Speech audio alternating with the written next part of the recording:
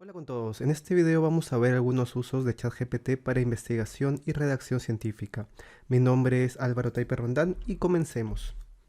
Primero, hay que saber que ChatGPT es una inteligencia artificial que responde preguntas y redacta textos leíbles, con sentido, coherentes, y ha sido lanzada en noviembre del 2022. Su gran fortaleza es que puede seguir instrucciones, incluso instrucciones complejas, y en base a estas instrucciones que le damos puede redactar textos bastante buenos. Sin embargo, tiene algunas debilidades, como que puede responder con información falsa y por lo general no va a referenciar correctamente sus respuestas, o sea, no te va a decir de dónde las ha sacado. Además, a veces se satura, se cae y no podemos usarlo. El costo es gratuito, sin embargo tiene una versión Plus que te da acceso al día de hoy a lo que conocemos como el GPT-4 por $20 por mes. ChatGPT está siendo actualmente una de las principales inteligencias artificiales que se está usando alrededor del mundo. En los últimos meses ha cambiado las reglas de juego, tanto laborales, académicas, científicas, etcétera, y está revolucionando la forma en la cual se realizan muchos trabajos, en la cual se realizan muchas actividades, incluyendo la investigación. Así que en este video vamos a dar algunas luces sobre cómo podemos sacarle el mayor provecho.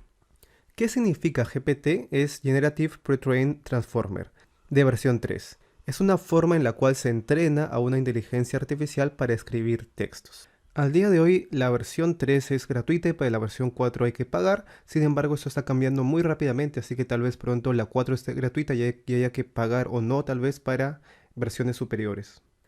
El GPT-3 ha tenido un entrenamiento con 570 GB de texto de internet, pero solamente hasta el año 2021, así que no tiene información actualizada hasta el día de hoy.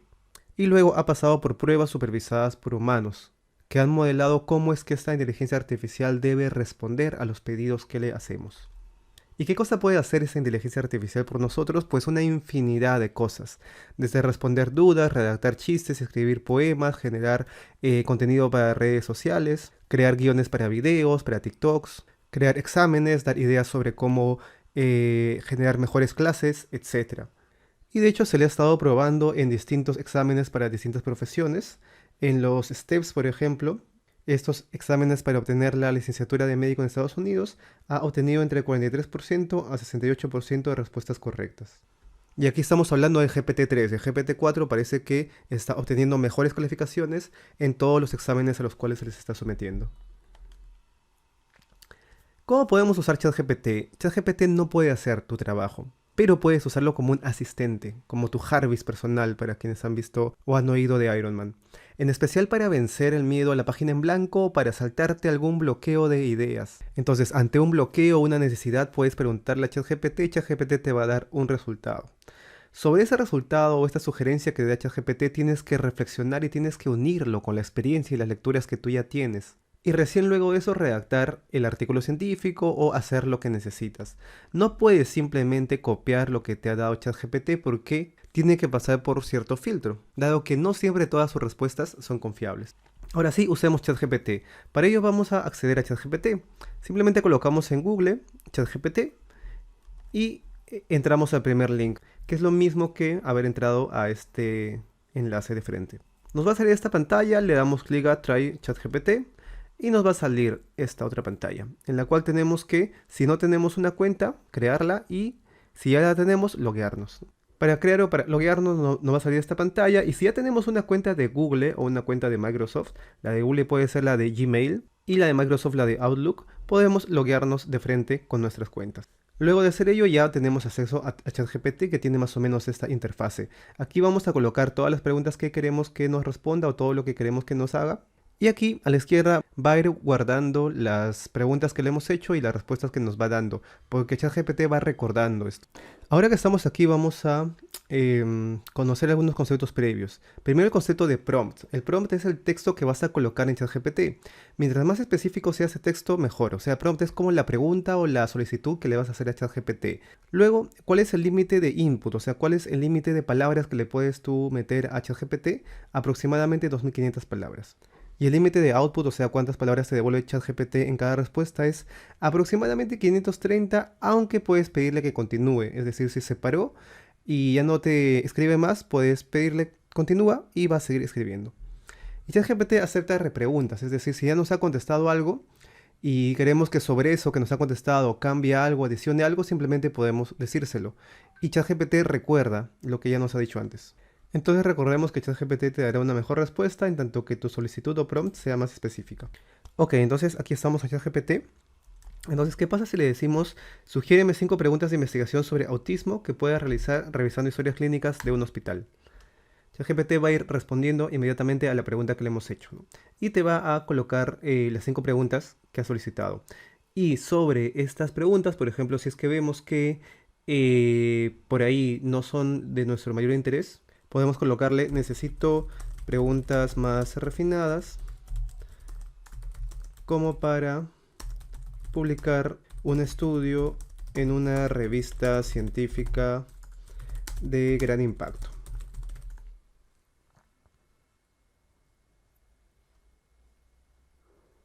Y vemos que nos va dando algunas otras preguntas, tal vez un poco más refinadas. Entonces, como vemos, ChatGPT recuerda lo que le has preguntado antes, recuerda la respuesta que nos ha dado antes y sobre eso nos va dando otras respuestas cuando hacemos repreguntas. Entonces, volviendo a las diapositivas, aquí le hemos pedido preguntas sobre nefropatía lúpica y nos ha dado también preguntas sobre nefropatía lúpica, así que ChatGPT puede ser usado para que nos sugiera ideas de investigación. O lo podemos hacer desde el otro punto de vista. ¿Qué pasa si nosotros ya tenemos una base de datos? Por ejemplo, tengo una base de datos de una cohorte de 100.000 trabajadores de salud, algunos están vacunados y otros no. También tenemos datos de si fueron hospitalizados o no para el COVID-19. ¿Qué estudio podría hacer con eso? Y nos puede brindar una lista de estudios que podamos hacer con esa base de datos. Algunos de estos prompts que les voy a mostrar los he sacado de este artículo en el cual han estado explorando el uso de ChatGPT para generar proyectos de investigación. Así que, bueno, ¿qué pasa si luego de preguntarle lo anterior le decimos esto? Y si quiero analizar la eficacia de la vacuna y tengo también información de variables como edad, sexo y comorbilidades, ¿cuál sería el análisis estadístico más apropiado? Y acá te puede decir que, por ejemplo, una opción es realizar una regresión logística, lo cual no está mal, te explica un poquito de la regresión logística y te dice cómo podrías usarlo. Luego le puedes decir, bueno, mira, ya me lo has explicado, pero necesito que me des el comando para el programa estadístico que esté usando. Así que le decimos, mi base de datos tiene estas variables, ID, age, sex, BMI, hospitalización, vaccination, incluso está el nombre de las variables, ¿no? ¿Qué comandos uso para realizar la regresión logística que mencionaste? Por ejemplo, usando RStudio. También podría ser usando Stata, usando alguna otra herramienta estadística, ¿no? Y te va diciendo, ¿no? Oye, primero importa tu base de datos, te da los comandos, luego pon así tu base de datos y usa este comando en RStudio. Y aquí, de hecho, cuando te da los comandos, como ven, lo coloca con un fondo negro y te da la opción de copy code, ¿no? Entonces simplemente tienes que darle clic a copy code y ya, te ha copiado este comando y lo metes a tu R, ¿no? Entonces así, si le hacemos más preguntas, podría ayudarnos en cada paso del análisis estadístico. Incluso posteriormente, si es que por ahí te ha sugerido cierto análisis y tú dices, pero tal vez le falte algo, le puedes preguntar, ¿no? Por ejemplo, aquí le puede decir, oye, pero una vacuna puede tardar al menos 14 días para que el huésped genere una respuesta y brinde protección para la hospitalización o contra la hospitalización. Entonces tal vez deberíamos tener esto en cuenta en el modelo, porque no lo ha tenido en cuenta ChatGPT, y te dice, sí, es una buena idea. Y luego te dice por qué, y te da un ejemplo y te da el código teniendo en cuenta esto que le has pedido. También podemos hacerle preguntas más teóricas, ¿no? Como cómo se puede calcular un OR ajustado en Stata y te va dando la parte teórica. Y luego si quiere ejemplos le puede decir dame ejemplos y te los va dando, ¿no? Así uno puede ir practicando también sus competencias en estadística o en manejo de ciertos programas estadísticos.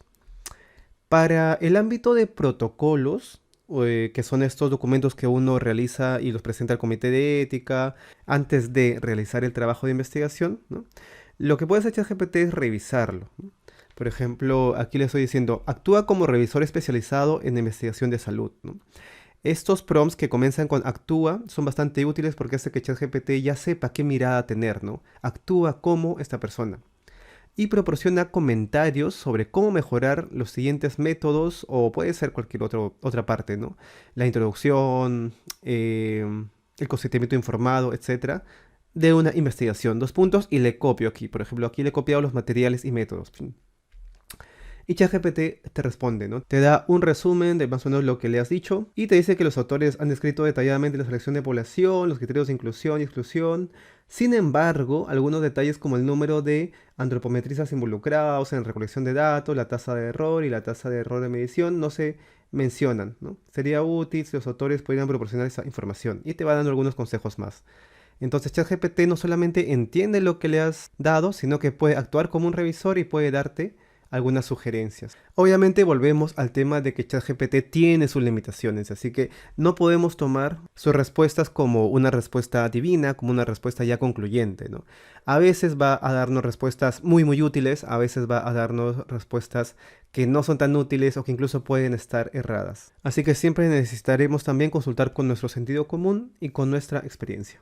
En redacción también lo que podemos hacer es ordenar, es decir, si nosotros tenemos una lista de ideas que hemos sacado, de artículos científicos que hemos leído y queremos redactar una introducción en base a esto, lo que podemos hacer es colocarle la lista y decirle, escribe una introducción para un artículo sobre el impacto de la pandemia por COVID-19 en la consulta ambulatoria endocrinológica, usando la siguiente información. Y acá le damos la información. Y ChatGPT intenta darle un sentido lógico, darle un orden a esta información que le hemos dado y te manda una introducción. Entonces esto puede ser muy útil porque ChatGPT nos sugiere cómo redactar algo cuando nosotros probablemente tenemos un bloqueo o simplemente no se nos ocurre cómo juntar algunas cosas. Ya adentrándonos más a lo que es la redacción científica de artículos científicos, valga la redundancia, lo que primero vamos a redactar nosotros va a ser la sección de resultados. Entonces para ello, ¿cómo es que ChatGPT nos puede sugerir la redacción de resultados? Podemos decirle, escribe un resumen de la siguiente tabla para un artículo científico de un solo párrafo, si es que ya tenemos la tabla. Y pues si copiamos la tabla nos va a salir algo así medio feo, ¿no? Porque ChatGPT no le puedes copiar tablas, por lo menos hasta ahora, probablemente luego sí. Está el título de la tabla y todo está medio movido, pero igual ChatGPT lo puede reconocer y te manda un resumen. O sea, te está sugiriendo qué es lo que puedes colocar en la sección de resultados cuando la vas a redactar. Y te la ha puesto en inglés porque la tabla estaba en inglés, ¿no? Pero tú lo querías en español, le puedes decir ahora hazlo en español y te la coloca en español, ¿no? La tabla 1 muestra las características de la población estudiada según sexo, se comparan diferentes variables, bla, bla, bla, bla, bla. Pero si tú no estás convencido de este lenguaje y dices, oye, es un lenguaje muy de secundaria, ¿no? Yo necesito algo más refinado para publicarlo en una revista científica, le puedes decir, ahora hazlo en español, pero usando un lenguaje más elegante y sofisticado. Y te lo cambia, ¿no? La tabla 1 presenta un resumen de las características de la población estudiada, desglosadas por género, en el contexto de un artículo científico, se registró un total de Le cambia algunas palabras, ¿ok? Igual, una vez más, esto de aquí tiene que ser revisado y tal vez nos sirva simplemente como una idea inicial. Hasta aquí hemos visto que ChatGPT puede tener muchos beneficios, sin embargo, hay un gran problema con tener tanto poder a la disposición de todas las personas. ChatGPT puede ser una herramienta muy útil, pero también puede ser una herramienta usada para el mal. Puede ser una herramienta que sea usada para falsificar datos, para falsificar estudios, para inventar información, incluso para socavar los cimientos mismos de la democracia actual. Así que por favor no perdamos nunca nuestra brújula ética cuando estemos usando este tipo de herramientas, que sí o sí necesitamos conocerlas y sí o sí necesitamos usarlas bien, pero no podemos dejar que nos arrastren al abismo de las malas conductas científicas. Ok, seguimos entonces redactando nuestro artículo científico y ya hemos redactado los resultados y ahora queremos que nos sugiera una redacción de la discusión. Entonces, como ya tenemos los resultados redactados, le podemos decir escribir una discusión de estos resultados para un artículo científico y le copiamos los resultados. Y nos puede escribir una discusión. En este aspecto, ChatGPT a veces no escribe una discusión tan sustanciosa y tenemos que guiarlo más, ¿no? Tenemos que hacerle preguntas tal vez para cada subparte de la discusión que necesitamos. Por ejemplo, si queremos ver la parte de recomendaciones, podríamos pedirle, sugiéreme 3 direcciones para futuras investigaciones en este tema. ¿En qué tema? Pues como ya antes le hemos dado los resultados de este tema y ya ha intentado redactar la discusión, ChatGPT recuerda a qué tema te refieres. Y te dice, no, aquí te presento 3 posibles direcciones futuras de investigaciones. Y ahí te las coloca y puedes tú ver si es que alguna de estas tiene más o menos sentido para poder acomodarlo para tu artículo científico. Si lo que quieres colocar En las discusiones, por ejemplo, algo sobre plausibilidad biológica, puedes preguntarle de frente, ¿no? ¿Cómo es que la obesidad puede causar depresión? Y ChatGPT te puede dar información al respecto. Aquí, algo que hemos comentado antes, ChatGPT usualmente no te va a poder citar bien las referencias de donde ha extraído esta información, porque ChatGPT es una red gigante de muchas referencias que ya se han entreverado entre sí. Entonces, si le pides una referencia, te va a inventar muy probablemente una referencia, o a veces te va a dar alguna referencia más o menos real, pero no va a ser la mejor referencia. Entonces, una vez más, lo que puede hacer ChatGPT es darte una idea de la estructura o de lo que podrías poner, pero tú tienes que complementar mucho esto con lo que has leído, con lo que estás viendo sobre este tema. Entonces, ChatGPT es más como un amigo al cual le puedes preguntar cualquier cosa y te da una respuesta coherente, pero no vas a confiar 100% en este amigo. Bueno, para acabar con la discusión, vamos a generar la conclusión. Y le ponemos aquí, generar la conclusión para un artículo científico que tenga estos resultados. Y le copio todos los resultados. Y miren, por ejemplo, en este caso me mandó una conclusión gigante, ¿no? Y tú dices, bueno, en el artículo científico mi conclusión debería tener solamente un párrafo. Así que le digo, bueno, mira, colócalo en el formato de conclusión de un artículo científico de máximo un párrafo. Y pum, te lo resume así. Si le dices gracias, te dice de nada. Si tienes alguna otra pregunta o necesitas ayuda en el futuro, no dudes en preguntar. Estoy aquí para ayudarte en lo que necesites, ¿no? Todo lindo, ChatGPT. Muy pronto tal vez estas inteligencias artificiales dominen a la humanidad, así que hay que ser siempre agradecidos y lindos con ellos, para que se acuerden de nosotros. Ahora, vamos a pasar a la introducción. Le podemos decir, escribe una introducción de entre 300 y 500 palabras, si queremos que sea corto, de un artículo científico de un estudio tipo cohorte sobre el efecto de la aspirina en la prevención de preeclampsia, por ejemplo. O sea, ya le estamos dando más información sobre el estudio. Entonces, ChatGPT comienza hablando de la preeclampsia, que es su primer párrafo, luego de la aspirina y su uso en el embarazo, que es el segundo párrafo, y luego sobre los estudios previos, ¿no? Que los estudios observacionales y ensayos clínicos han arrojado resultados heterogéneos. O sea, ya va dirigiendo esa introducción a justificar que se necesita hacer estudios sobre el efecto de la aspirina en la prevención de preeclampsia. Ya hemos redactado entonces el cuerpo de nuestro artículo y ahora queremos redactar el resumen. Entonces, ¿cómo le pedimos esto a ChatGPT? Podemos decirle elaborar un resumen para un artículo científico entre tantas y tantas palabras, incluyendo los siguientes subtítulos, los que te pida la revista, ¿no? El artículo en cuestión tiene por título tal, si ya tenemos el título, y tiene los siguientes resultados, ¿no? Y le pones ahí los resultados. Y le puedes poner también los métodos, ¿no? Y te va a devolver un tipo de resumen, con su introducción, objetivos, métodos, etc.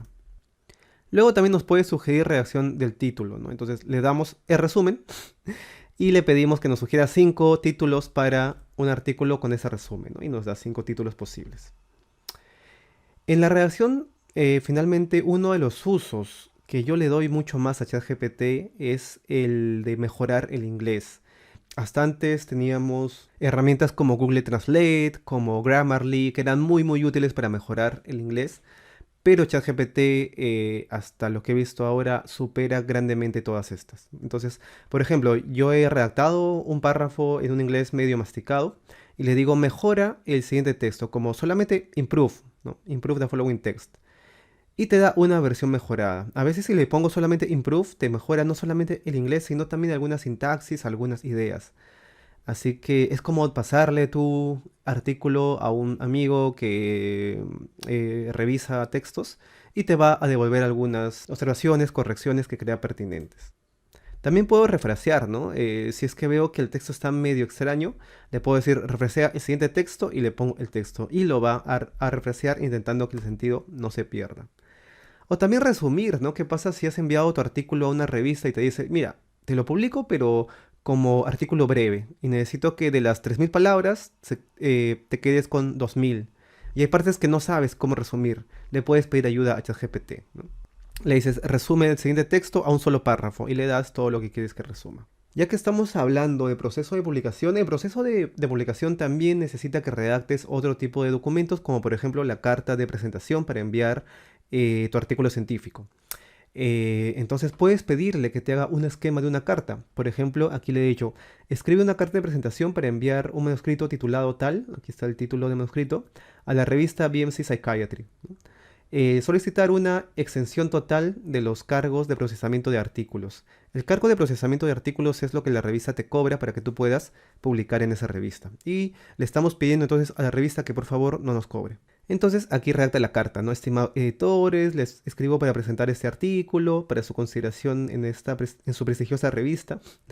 Este estudio es el resultado de un trabajo riguroso y cuidadoso realizado por un equipo de investigación multidisciplinario. Nuestro objetivo fue explorar las percepciones de los líderes religiosos sobre la identificación y derivación de personas con problemas de salud mental en una ciudad peruana. O sea, ya está asumiendo algunas cosas, ChatGPT, solamente en base al título. Creemos que nuestro trabajo puede contribuir significativamente al campo de la salud mental y a la comprensión de cómo las comunidades religiosas pueden desempeñar un papel importante en la identificación y derivación temprana de personas con problemas de salud mental. O sea, no solamente entendió del título más o menos de qué se trata el artículo, sino que lanza una idea bastante sólida de por qué esto es importante, ¿no? Como para convencer al editor de que este artículo debe ser publicado. Y luego dice, además nos gustaría solicitar una exención total de los cargos de procesamiento de artículos debido a nuestras limitaciones financieras. Esta justificación no está tan buena, pero tal vez sea porque no les hemos dicho, no le hemos dado más información a ChatGPT, ¿no? Si le hubiésemos dicho que somos de un país de medianos bajos ingresos, que es un estudio autofinanciado y más información, aquí podría habernos escrito algo más convincente. Agradecemos su tiempo y su atención, qué bonito, atentamente, y te da para que lo firmes. Entonces, así ChatGPT te puede ir sugiriendo la redacción de ciertos documentos que sin duda hay que revisar, ¿no? Porque puede que esto no tenga nada que ver con nuestro estudio y estemos metiendo la pata. Ahora vamos a hablar sobre lo malo y lo feo de ChatGPT. Una de las falencias gigantes que tiene ChatGPT es lo que se denomina como alucinaciones artificiales, que significa que te puede dar información totalmente falsa. Por ejemplo, si es que en este estudio lo que hicieron fue pedirle a ChatGPT que escriba un párrafo sobre cierto tema que es un poquito avanzado, un poquito complejo, y lanza tres argumentos, de los cuales uno fue incorrecto. Es decir, por más que tenga mucho sentido, probablemente lo que pareciera que escribe ChatGPT, hay que revisar siempre con doble lupa. Peor aún, cuando le piden referencias, se inventa referencias, como ya habíamos comentado antes. Y si es que le pide información sobre un tema que ya es nuevo, sobre el cual no hay investigación, ChatGPT podría inventar contenido completamente. Entonces siempre hay que tener cuidado con ChatGPT, nunca hay que simplemente creer en lo que dice, siempre usarlo simplemente como una pequeña sugerencia, una pequeña guía inicial para poder avanzar con nuestro trabajo. Detección de textos con ChatGPT. Hay que tener en cuenta que si nosotros pasamos un texto que nos ha dado ChatGPT por algún programa antiplagio, ningún programa antiplagio te va a decir que este texto es plagiado, porque ChatGPT no copia textos de otros lugares, ChatGPT crea textos nuevos. Entonces, ¿cómo podemos saber si un texto que nos presentan, que nos dan, ha sido creado con ChatGPT? Pues para ello existen detectores de texto que te dicen si es que cierto texto ha sido o no elaborado con ChatGPT. Hay un montón de detectores de textos para ChatGPT que funcionan básicamente en inglés. En español hasta ahora no hay, pero pronto tal vez haya. Si uno entra a Google, puedes poner ChatGPT Detector y te salen varios, ¿no? Y todos funcionan casi igual. Tienes una pantallita de texto y ahí colocas el texto, bueno, pegas el texto que quieres detectar, ¿no? Y si te sale 90 y tantos % fake, es que todo el artículo ha sido hecho con ChatGPT. Si te sale real, es que todo el artículo no ha sido hecho con ChatGPT, ¿no? O todo este texto, perdón. ¿Qué es lo malo o la gran limitación? Que si pones cualquier texto en español siempre te va a salir como real, porque esos detectores todavía no usan muy bien el español.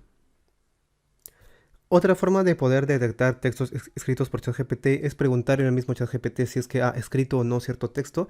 Sin embargo, la fiabilidad de estos métodos aún no es del todo óptima, por lo cual cada vez va a ser mucho más complejo identificar si es que ciertos textos han sido o no escritos por ChatGPT o por otras herramientas de inteligencia artificial. Ahora hablemos sobre cómo usar ChatGPT de manera correcta en el área de investigación. Primero, Nature, una de las editoriales más prestigiosas en el área de investigación, ha lanzado algunos artículos, algunas editoriales sobre el uso de ChatGPT en investigación.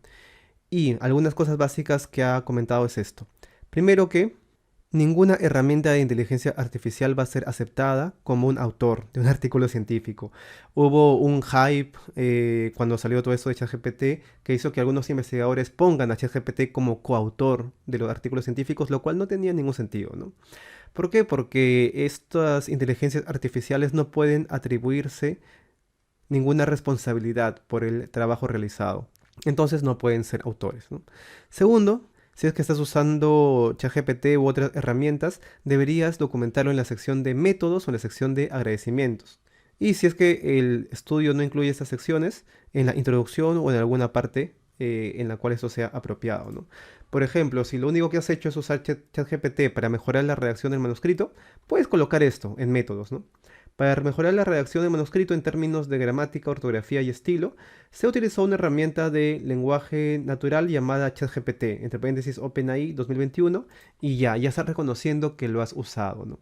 Que pronto esto va a ser casi tan común como usar, no sé, Zotero, usar Grammarly o usar otras herramientas que usualmente los investigadores usan en sus artículos del día a día. Y por último volvemos a esta imagen, ¿no? El resultado que te arroja ChatGPT no puede pasar de frente a tu resultado científico, ¿no? Necesitas tomar esto con pinzas, reflexionarlo, unirlo con tus experiencias, con tus lecturas, porque por algo eres investigador, y recién en base a todo ello redactar el artículo científico. Por favor, no intentemos acortar caminos. Y lo que se viene es aún más intenso. Aparte de ChatGPT, ahora tenemos una herramienta que es Bing, que es como un ChatGPT, pero que sí se puede conectar a Internet, aunque por ahí sus redacciones no son tal vez tan buenas como las de ChatGPT, pero es muy útil porque te da información en tiempo real, ¿no? Y Google está sacando su aprendiz de Bardo, que ya debe salir brevemente, que promete ser toda una revolución, así como ChatGPT, ¿no? Más allá de eso, ahora tenemos ChatGPT 4, que por ahora está de pago, pero que pronto tal vez va a estar libre, que nos permite hacer muchísimas más cosas, ¿no? Entonces es un poco difícil estar al día en todo lo que nos deparan las inteligencias artificiales porque cada día sale algo nuevo. Sin embargo, creo que hay que ir perdiéndole el miedo cuanto antes y hay que ir usándolas, aunque sea poco a poco, para ir viendo de qué manera nos pueden ayudar, ¿no? En nuestro trabajo, en nuestras labores, en nuestros estudios y a tener en general una mejor vida, una mejor calidad de vida. Eso es todo en cuanto al video. Muchísimas gracias.